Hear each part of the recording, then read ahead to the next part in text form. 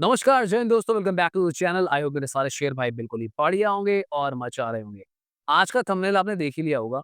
Internet पे ये जो सारी कार्स हैं, जितने आपको पोस्टर पे नज़र आ रही है, इनमें चाहे आप फ्रॉन्क्स कह लो, ब्रेज़ा कह लो, क्रेटा, इवन मोर, इन सारी कार्स के बारे में आपसे बात करूँगा। और मैंने यहाँ पे शुरू में ही लिखा है, डोंट बाय दीज़ कार्स। तो ज़्यादातर लोग आपको यही कहते मिलते हैं कि इन कार्स को खरीदो। मेरी भी कई वीडियोज़ में आपने देखा होगा कि इन कार्स को खरीदो। पर मैं आपको बताऊँगा कि इनके कौन से वेरिएंट्स, कौन से इंजिन्स आपको नहीं खरीदने हैं, जहाँ पे आपका पैसा वेस्ट हो जाएगा। क्योंकि अब बहुत जल्दी काफ़ी अच्छे डिस्काउंट्स आने शुरू होंगे, क्योंकि हम लोग धीरे-धीरे फेस्टिव सीज़न की तरफ बढ़ रहे हैं और आपको इंटरनेट पे इन कारों की वाह-वाही ही सुनने को मिलेगी। पर मैं आपको रियलिटी बताऊँगा। दोस्तों, मैं आपको बता दूँ कि इस वीडियो में मैं आपको जो बातें बताने वाला हूँ, वो खाली मेरी खुद की नहीं है। हमारे इस चैनल पे जो रोज़ सैकड़ों कमेंट्स आते हैं या फिर जो एक वॉइस ऑफ कार ओनर्स आता है, कि जिनके पास ये कार्स है, वो क्या सोचते हैं इस बारे में। पूरी स्टडी कंडक्ट करी है मैंने पिछले 7-8 दिनों से। इस टॉपिक के ऊपर मैं काम कर रहा हूँ रोज़ाना और फाइनली जब हमने रिपोर्ट रेडी करी है, आप लोगों के साथ शेयर कर रहा हूँ। Because this is what we do. हम लोग अपनी वाहवाही थोड़ी-सी कम करते हैं और आपको वैल्यू फॉर मनी चीज़ें डिलीवर करने में ज़्यादा बिलीव करते हैं। तो चलिए फटाफट से वीडियो को स्टार्ट करते हैं। Let's go. सबसे पहले बात करते हैं मारुति ब्रेज़ा की। आपको मारुति ब्रेज़ा नहीं खरीदनी। व्हेन आई से आपको मारुति ब्रेज़ा नहीं खरीदनी, तो आपको इसका ज़ेडएक्सआई प्लस वेरिएंट नहीं खरीदना है दोस्तों। उसका रीज़न बहुत सिंपल है, क्योंकि दोस्तों मुझे लगता है कि जो ज़ेडएक्सआई वेरिएंट आता है, उसमें आपको ऑलमोस्ट सारे लॉजिकल फीचर्स मिल जाते हैं व्हिच मेक सेंस। देखो, अच्छे फीचर्स तो आपको इसके वीएक्सआई में मिल जाते हैं, बट फिर भी कुछ लोगों को थोड़े से एक्स्ट्रा और फीचर चाहिए होते हैं कि सनरूफ भी मिल जाए और 2-4 और एक्स्ट्रा फीचर मिल जाए। वो सारी चीज़ें आपको ज़ेडएक्सआई में मिल जाती हैं। यानी कि जो ज़ेडएक्सआई और ज़ेडएक्सआई प्लस का प्राइस डिफरेंस है, मुझे उतना जस्टिफाइड नहीं लगता। इनफैक्ट अगर हम बात करें, ज़ेडएक्सआई प्लस की रेंज में जाते-जाते आपका जो बजट है काफ़ी खुल जाता है। वहाँ पर तो फिर यार आप क्रेटा, ग्रैंड विटारा, इन कार्स के ऑप्शंस की तरफ भी जा सकते हो। तो यानी कि जल्दबाज़ी के चक्कर में, शोशेबाज़ी के चक्कर में कि भाई टॉप मॉडल ही लेंगे, तो ऐसे करके आपको अपने पैसे को वेस्ट नहीं करना है। उसका एक और रीज़न भी है कि ये पैसा आप बचा सकते हो। इससे आपका जो ओवरऑल पैसा है वो तो बच ही रहा है। उस कार की वैल्यू पे जो इंटरेस्ट देते वो भी बच रहा है। कल को उस पैसे को बचाकर पेट्रोल भी डलवा सकते हो। नेक्स्ट बात करते हैं मारुति फ्रॉन्क्स की। मैं आपको मारुति फ्रॉन्क्स टर्बो बिल्कुल रिकमेंड नहीं करता। अब मैं यहाँ पे उन लोगों के लिए वीडियो बना रहा हूँ जो एक डिसेंट कार ड्राइवर हैं। यानी कि आप वो शख्स नहीं हो कि यार फ्रॉन्क्स आप इसलिए ले रहे हो टर्बो कि आप भगा रहे हो 150 पे। अगर आपको 150 पे भगानी है फ्रॉन्क्स, तो आप बिल्कुल लो टर्बो की तरफ। बट अगर आप एक फैमिली पर्सन हो, आप कई सालों से पैसा जोड़ रहे थे और आपको एक वैल्यू फॉर मनी प्रोडक्ट चाहिए, I don't find it logical कि आप फ्रॉन्क्स जैसी कार पे टर्बो लेके उस पे इतना पैसा लगाओ, अनटिल एंड अनलेस आपको इस कार को बहुत ज़्यादा भगाना है। बिल्कुल ड्राइव एंथुसियास्ट हो आप। इंटरनेट पे, इंस्टाग्राम पे इसकी काफ़ी वीडियो है कि भाई देखो, मैं इसको फॉर्च्यूनर के साथ भगा रहा हूँ, मैं मर्सिडीज़ के साथ अपनी फ्रॉन्क्स को भगा रहा हूँ, and I find it really stupid. क्योंकि जो दूसरी कार्स है जिनके वो लोग नाम लेते हैं, वो नॉर्मली रेव कर रहे होते हैं, वो उसको भगा नहीं रहे होते। अगर आपको एक वैल्यू फॉर मनी प्रोडक्ट चाहिए, तो आई डोंट रिकमेंड कि फ्रॉन्क्स टर्बो आपके लिए राइट चॉइस है। इस कार के डायमेंशंस, इस कार के साइज़ के हिसाब से जो नॉर्मल 1.2 4 सिलेंडर इंजन इसमें आता है, पावर टू वेट रेशियो के अकॉर्डिंगली बहुत लॉजिकल है। मुझे लगता नहीं है कि वो आपको कहीं से भी अंडर पावर लगेगा। उस 1.2 लीटर इंजन के साथ आप हाईवे पे जाओ, हिल्स पे जाओ, शहरों में चलाओ। इनफैक्ट माइलेज भी आपको फ्रॉन्क्स नॉर्मल वाली जो है 1.2 काफ़ी ज़्यादा और डिसेंट देती है। नेक्स्ट बात करते हैं टाटा नेक्सॉन की। टाटा नेक्सॉन आपको नहीं खरीदनी है।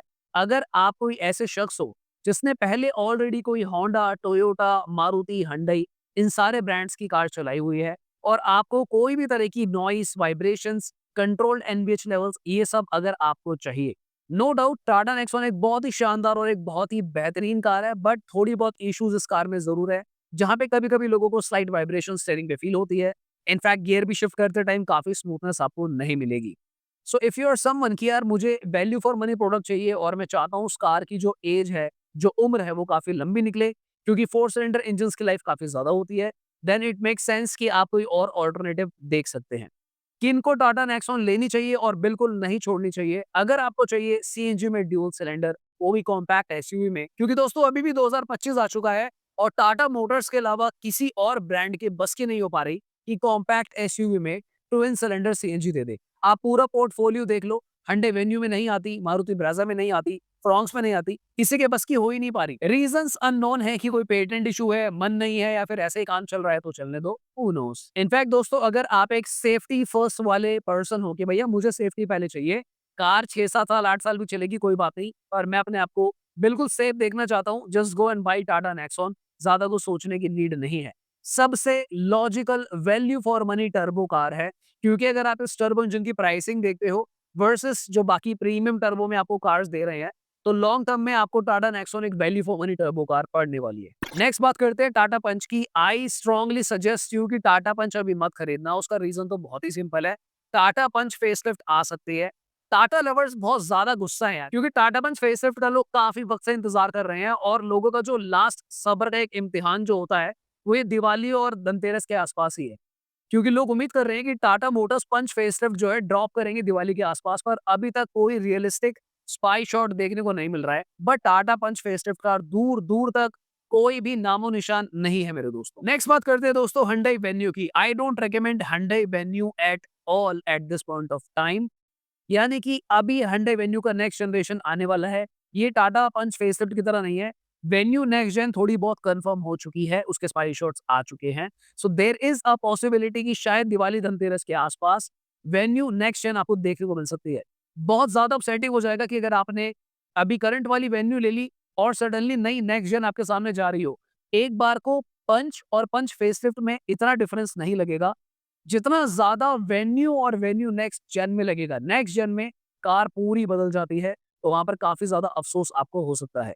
हालाँकि अगर आपको पंच या फिर वेन्यू जो अभी करंट में आ रही है, वो ही लेनी हो, तो तभी लेना कि कम से कम आपको 1.5 लाख रुपए तक का तो डिस्काउंट मिल रहा हो, कि थोड़ा जस्टिफाइड लगे कि भैया हाँ, मैंने जो है जो चीज़ ली है, पैसा तो बचाया अगर पुरानी भी ली है। नेक्स्ट बात करते हैं दोस्तों रेनो ट्राइबर की। रेनो ट्राइबर चाहे नई हो, पुरानी हो, I do not recommend it और नाउ। उसका रीज़न बहुत सिंपल है दोस्तों। आज की वीडियो में मैं उन कार्स को ले रहा हूँ जो कि थोड़ी-सी रिलायबल है और लॉन्ग रनिंग के लिए लॉजिकल है। 7 सीटर कार में 1 लीटर का engine I find it a little bit less justified, पर उन लोगों को ले लेनी चाहिए जिन लोगों का जो ट्रैवल है कम है, यानी कि आप जो सालाना गाड़ी चलाओगे, काफ़ी कम चलाओगे। यानी कि फॉर एग्ज़ाम्पल आप 5-7 साल में भी अगर 50,000 किलोमीटर तक ही चलाने वाले हो, उस केस में डेफिनिटली आप ट्राइबर ले सकते हो। या फिर आप कोई ड्राइव एंथुसियास्ट नहीं हो, आपको कोई फ़र्क नहीं पड़ता कि अगर आपकी कार जो है 100 तक जा रही है, धीरे-धीरे जा रही है, इतनी परफॉर्मेंस ओरिएंटेड नहीं है, बस आपकी रिक्वायरमेंट्स एंड नीड्स को फुलफिल करती है। उस केस में you can definitely go ahead and by the Triber. Next बात कर लेते हैं Hyundai Creta की। दोस्तों अगर आप एक value for money VFM product ढूँढ रहे हो, तो आपको Creta टर्बो नहीं लेनी है। उसका रीज़न बहुत सिंपल है। सबसे पहला, Creta टर्बो की रीसेल मार्केट नहीं है। ज़्यादातर लोग Creta इसलिए भी लेते हैं क्योंकि Creta का रीसेल मार्केट काफ़ी अच्छा है। इन फ्यूचर अगर आपको कार चेंज करना हो, तो आपको काफ़ी अच्छा रिटर्न मिल पाए। अब कोई भी ऐसा नहीं करता है कि Creta के बाद कोई वापस Brezza पे या Nexon पे चले जाए, क्योंकि डायमेंशंस कार की अलग हो जाती है। तो ज़्यादातर लोग 4300 एमएम की अगर आप कार ले रहे हो, तो या तो उसको अपग्रेड करके 4500 एमएम पे जाओगे या फिर आप एटलीस्ट 4300 एमएम की ही कोई और कार ले लोगे। और दोस्तों अगर आप क्रेटा टर्बो लेते हो, क्योंकि टर्बो इंजन की मेंटेनेंस ज़्यादा होती है, आपको उसका इतना अच्छा रीसेल वैल्यू नहीं मिलता। मोर ओवर दोस्तों, जितना पैसा आप क्रेटा टर्बो पे लगाओगे, उतना पैसा लगाकर आपके पास उससे अपर सेगमेंट में जाने का बजट भी आ जाता है। तो मुझे लगता है कि अगर आपको एक वैल्यू फॉर मनी फैक्टर के हिसाब से कार लेनी है, तो Creta turbo is not the right choice for you. However जैसा मैंने आपको बोला था, फ्रॉन्क्स टर्बो के केस में अगर आप एक कंप्लीट ड्राइव एंथुसियास्ट, आपको एक बहुत अमेजिंग स्वैग चाहिए कार में, बहुत पावर चाहिए, बढ़िया क्रेटा वाली फील चाहिए, उस केस में डेफिनिटली आप क्रेटा टर्बो को खरीद सकते हैं। नेक्स्ट बात कर लेते हैं महिंद्रा एक्सयूवी 3XO की। अगर आप महिंद्रा एक्सयूवी 3XO प्लान कर रहे हो और आप AX5 इसका वेरिएंट ले रहे हो या फिर आप AX7 ले रहे हो, तो AX7 में आपने नोटिस करा होगा कि लग्जरी आता है। सबसे पहले तो मुझे AX7 3XO का बिल्कुल भी वैल्यू फॉर मनी नहीं लगता है। आई मीन जिस प्राइस पॉइंट पे महिंद्रा एक्सयूवी X7 आती है 3XO, वहाँ पे आपके पास और भी ज़्यादा कार्स के ऑप्शन खुल जाएँगे। So don't do that mistake. AX5 ले लो, लग्ज़री ले लो या फिर नॉर्मल ले लो, that solves the problem a lot. In fact अब 3XO रेवेक्स में भी आ गई है, वहाँ पर भी आपको AX5 से रिलेटेड काफ़ी फीचर्स वाले ऑप्शंस मिलेंगे रेवेक्स में, तो वहाँ पर जाके चेकआउट कर सकते हो, थोड़ा-सा पैसा बचाने की कोशिश कर सकते हो। But don't go with Mahindra XUV 3XO AX7 until and unless कि भैया आप बिल्कुल एक फ्रीक हो कि मतलब यार मुझे ड्रीम कार थी, AX7 लेना मेरा सपना था और मैं AX7 ही लूँगा 3XO। अगर वो वाला सीन है बिल्कुल, तो डेफिनिटली आप वो ले सकते हो, कोई इश्यू नहीं है। But if you are someone कि भाई जो resale value, value for money factor, इन सारी चीज़ों के बारे में थोड़ी-सी नॉलेज रखता हो या फिर ये आपको मैटर करती हैं, on that case do not cross AX5। AX5 एक सफिशिएंट वेरिएंट है, उससे ऊपर जाने का मुझे कोई सेंस नहीं लगता है दोस्तों। मैंने कुछ दिन पहले अनरजिस्टर्ड कार्स के ऊपर कुछ वीडियोस बनाई थी और मैंने उसको एक्सपोज़ भी किया था, मैं मार्केट भी किया था। मुझे कुछ लोगों ने बोला कि आप उन मार्केट से, उन शॉप्स पे जाओ जहाँ पर ये कार्स मिल रही हैं, जो यूट्यूब पे बना रहे हैं। तो मैं आपको बता दूँ दोस्तों, मेरा मार्केट में जाके इसको एक्सपोज़ करने का जो रियल पर्पज़ था, वो वॉइस ऑफ डीलर्स था कि कार डीलर्स तक को पता है कि उन कार्स में फ़ॉल्ट होता है। अगर मैं उस डीलर पे भी चला जाऊँगा जो यूट्यूब पे वीडियो डाल रहा है, तो वो कभी भी एडमिट करेगा ही नहीं। वो तो यही बोलेगा ना, हाँ, ये अनरजिस्टर्ड कार है और उसका पर्पज़ सॉल्व हो जाएगा। तो मेरा काम था भैया कि आपको रियलिटी दिखाना कि किस तरीके की कार्स होती हैं। अगर आपको फिर भी लेनी है, आप बिल्कुल जाइए, खरीदिए अनरजिस्टर्ड कार्स। आई विश आपका जो कार बाइंग एक्सपीरियंस है अनरजिस्टर्ड कार के साथ बहुत अच्छा हो। ऑलराइट गाइस, तो आज की लिस्ट में ये थी वो कार्स जिनके बारे में मैं आपको बताना चाहता था। ऑलराइट, तो फिर आज की वीडियो के लिए इतना ही दोस्तों। मिलते हैं दोबारा किसी और दिन। Thanks for watching. Bye bye. Take care.